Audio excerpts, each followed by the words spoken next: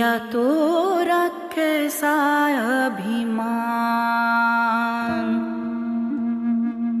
শেষবার যখন দেখেছিলাম তখন সে 7 মাসের সন্তান সম্ভবা।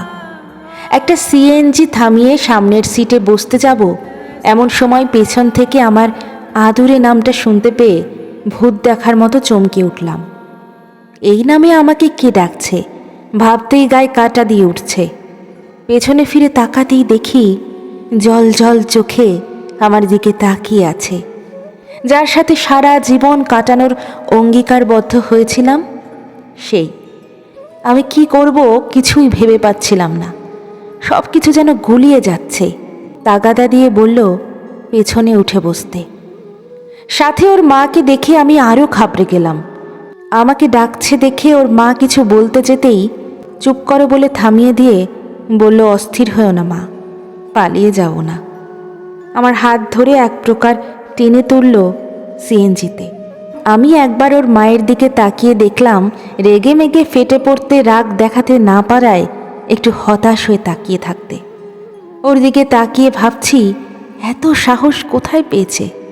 ও বিস্মিত হয়ে আমাকে দেখছে। আমি বারবার এদিক ওদিক তাকাচ্ছি, কোনোভাবেই মুখের দিকে তাকাতে পারছিলাম না। সিএনজি চলতে শুরু করে। আমরা চুপচাপ বসে রইলাম। সিএনজির শব্দ ছাড়া কোনো শব্দ নেই। নিঃশব্দে 5-7 মিনিট অতিক্রম হয়েছে। হঠাৎ আমার দাড়িতে টান মেরে বলে উঠল, দেবদাস হয়েছ? সেভ করো না কেন? এ কেমন চেহারা করেছ? গলার স্বরে স্পষ্ট বোঝা যাচ্ছে অনেক কষ্টে কান্না আটকে রেখেছে। আমার বুকের মাঝে কেউ যেন খামচে ধরছে। চোখের দিকে তাকাতেই দেখলাম গড় গড় করে জল পড়ছে। আমার হাত নিজের হাতের মুঠোয় নিয়ে বলে উঠল, শিপু, আমরা কেন হেরে গেলাম? আমি কথা বলতে চেয়েও বলতে পারছিলাম না। গলা ভারী হয়ে শক্ত হয়ে কথা বের হচ্ছে না।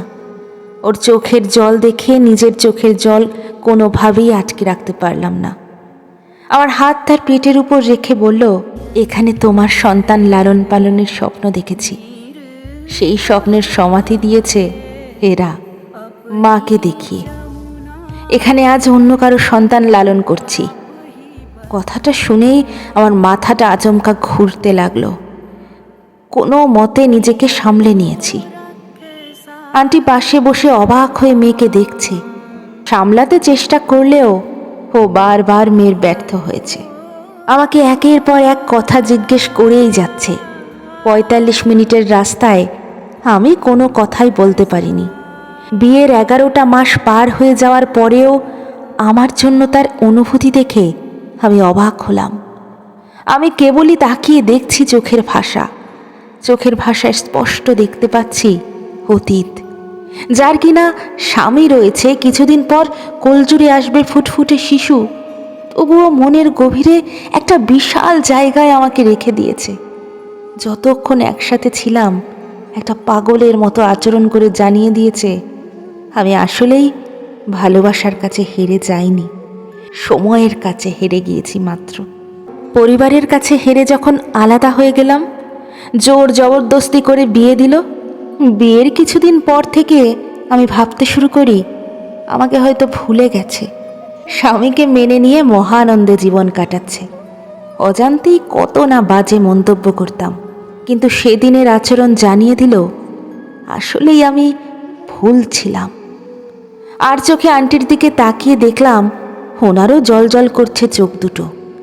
মনে হলো এটাই আমার বিজয়। রবীন্দ্রনাথের হঠাৎ দেখার মতো আমাকে নামতে হবে পরের স্টেশনে।